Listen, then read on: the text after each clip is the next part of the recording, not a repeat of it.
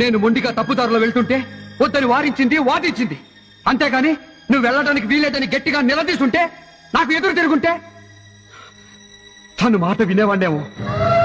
చిన్నపిల్లడు మట్టి తింటుంటే తల్లి తప్పని చెప్పడమే కాదు, మట్టి తినకుండా చేతులు కట్టేయాలి. అలా చెయ్యకపోవడం తప్పు తంది కదా. చివరికి నేనే ఓడిపోయాను, తనే గెలిచింది. మా ఒప్పందం ప్రకారం వదిలేస్తాను. అంటే తను సాధించిన విజయాన్ని వదులుకోవడానికి సిద్ధపడింది, కానీ కాపురాన్ని వదులుకోవడానికి ఇష్టపడలేదు. అలాంటి భార్యను వదులుకోవడం జీవితంలో నేను చేసిన సరిదిద్దుకోలేని తప్పు. పెళ్ళాన్ని తప్పు చేస్తే ఏ మొగుడు ఊరుకోడు, అలాగే మొగుడు తప్పు చేస్తే ఏ పెళ్ళాన్ని కూడా ఊరుకోకూడదు. నేను చేసిన తప్పు ఇంకెవరూ చేయకూడదని చెప్తున్నాను.